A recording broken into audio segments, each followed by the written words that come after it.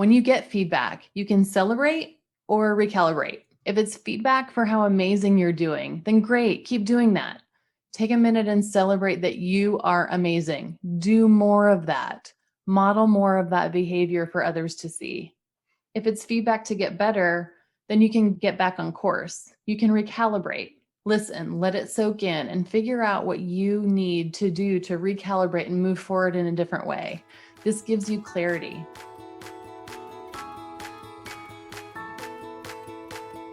Welcome to You Belong in the C-Suite podcast. You are ambitious in life and in your career, but something is missing. You want to bring more of your passion to what you do. Because let's be honest, you pour a ton into your work, and it needs to mean more. I'm your host, Laura Eigel.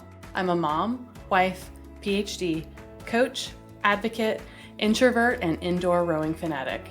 I'm passionate about living a life that's in line with my values. We'll give you the actionable tips and tools you need to lead with your values, make a difference, and have career success. The world needs more diversity and authenticity in the top jobs at organizations. Your leadership belongs there. You belong in the C-Suite.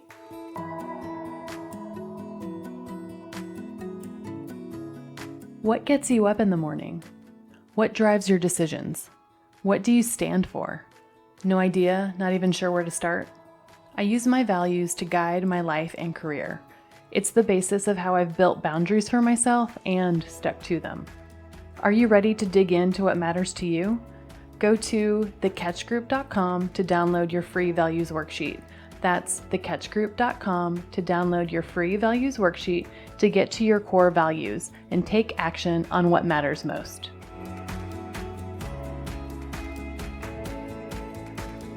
Welcome to this week's episode of You Belong in the C-Suite. We are talking about gift giving today. Well, really, we're talking about giving and receiving feedback. As they say, feedback is a gift. Let's get started. There are so many ways that we get feedback at work. There are formal processes like performance appraisals and mid-year reviews. There are career discussions, assessments, and 360 feedback. Lots of data, lots of data points. There are even more informal ways we get feedback though. Hallway conversations, nonverbal cues, Zoom chats, passive-aggressive emails, no email response at all, celebratory threads in Slack, or virtual high fives. But what do we listen to, and what do we take in? I'd argue that you should take it all in, and then figure out what's best for you to do something with and take action on. I am known for giving direct feedback while maintaining the strong relationships that I have with others. Today, I'll talk about the top 3 reasons giving feedback is a gift and the top 3 reasons receiving feedback is a gift. Let's start with the top 3 reasons for giving feedback, and these are in no particular order. First, by giving someone feedback, positive or negative, you are setting them up for success. Generally, unless you're a jerk, you want others to do well at work. You most likely have common goals that you're trying to achieve. You're on a team. Whether you are giving someone feedback that reports to you, giving feedback to your own manager, or a peer, most likely you want them to succeed.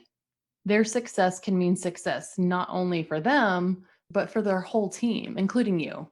Wanting success for someone is celebrating for them, for what they're doing well, and giving them honest feedback on when it didn't go quite right. With that mindset shift of setting someone up for success, it is sometimes easier to give feedback for opportunity areas, especially when it's for a peer or for your boss. The second reason why giving feedback is a gift, it sets expectations and mutual understanding. You may think that you are on the same page, but often people aren't. Sometimes giving feedback isn't about telling someone about a behavior you liked or didn't, but a way to figure out a common language and outcomes. I remember being in a meeting one time where I thought I had consensus with a peer to move forward on a project with a specific next step. But when it came to the next step, he didn't do it. He didn't agree, or he didn't carry out the agreed action. I asked him about it, giving him that feedback and recalling the meeting where he had come to consensus. He had said yes, that he had agreed with me, but in actuality, we didn't have consensus. He agreed with the philosophy of it, but he didn't agree enough to follow up with those specific action steps. And while that was super frustrating, this was a really great way for both of us to learn more about our communication styles. That conversation gave me more feedback on what questions to ask him to get further than agreement, but to really get to consensus and alignment in the future on actions. It gave us a common language to use in the future and a fun running joke about agreement versus consensus. And three, the other reason why giving feedback is a gift, it creates space for conversation and building trust.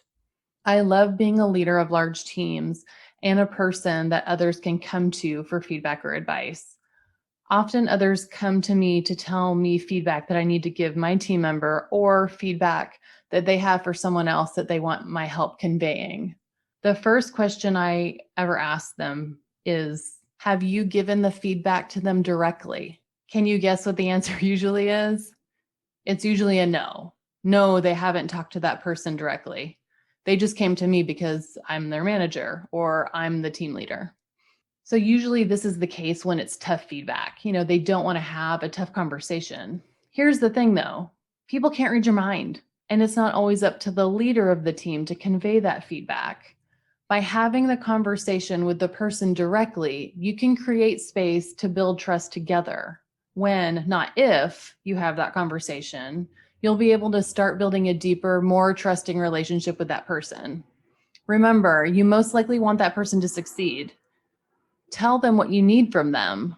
Your candor with them will create an open door for them to give you tough messages that you need to hear later. And you'll be able to receive that gift with a more trusting space and head. So have that conversation, create the space for it. Now, here are the top 3 reasons why receiving feedback is a gift. First, it keeps you on the course or puts you back on course faster.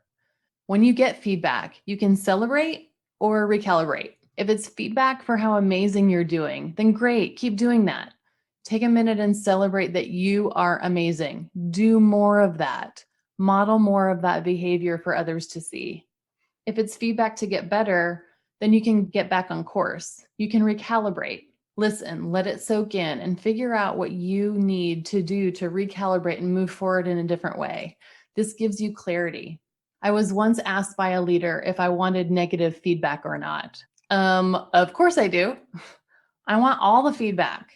One of my values is growth and development, so I love feedback.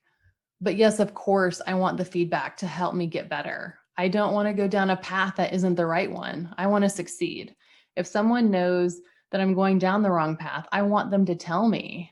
I want to know sooner rather than later so that I can succeed for the team in a different way. I don't want to be left guessing, and worse off, I don't want to be going down the wrong path when I could be progressing on the right one. Help me help myself, please. I'll take that gift anytime, even if it's a hard message, especially if it's a hard message. The second reason getting feedback is a gift is that you can be led to the next right action. It may be a blind spot that you have, something you can't see for yourself, a path that you would never have taken or not taken at that time because you were so dead focused on the path that you had set for yourself.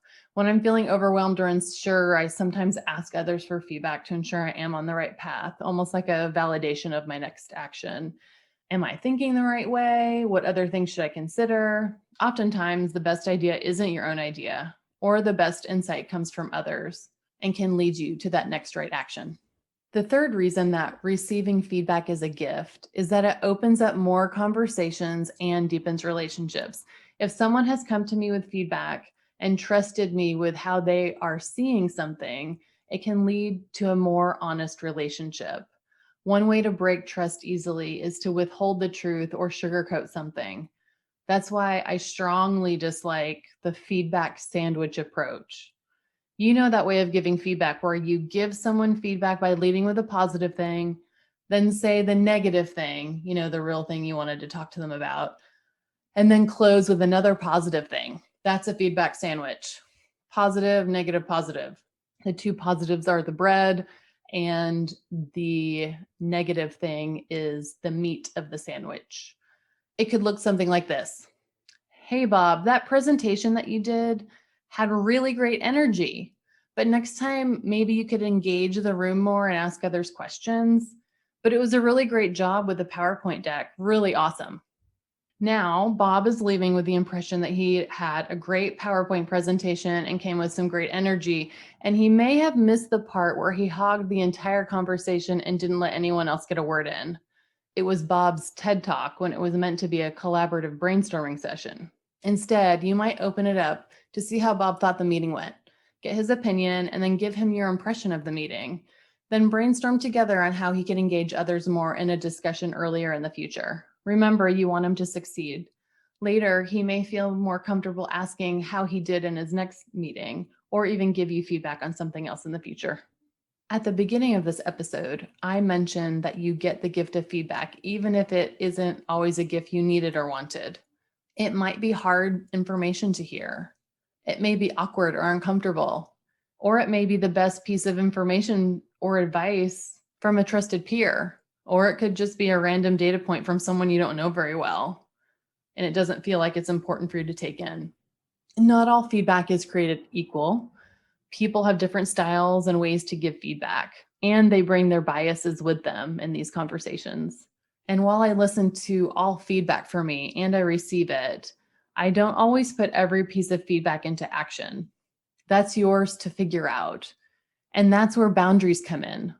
As a leader, you can work on the things that are your opportunity areas.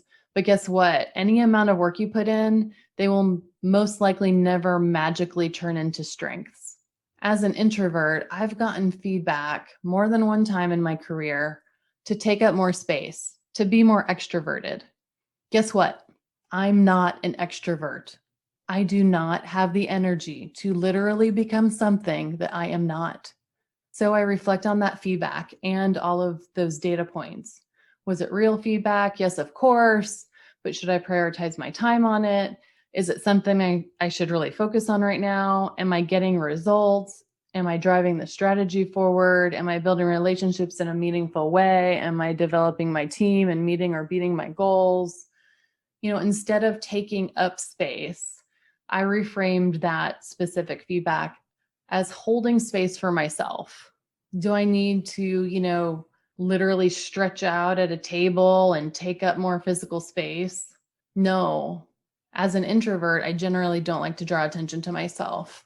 But now when I am at that table, I have become very cognizant of not minimizing myself or my physical presence. I'm holding that space for me, and I'm holding that space to be my authentic self. If you're a regular listener of this podcast, you know how I love to challenge you to an action in each episode. For this week, I'd love for you to give the gift of feedback. Give positive feedback to someone and give feedback for improvement to someone. How will this feedback help you continue to build the relationship with these individuals to create a space of trust? Remember, you're setting them up for success. That's our episode for today. Remember, your leadership belongs here. You belong in the C-suite.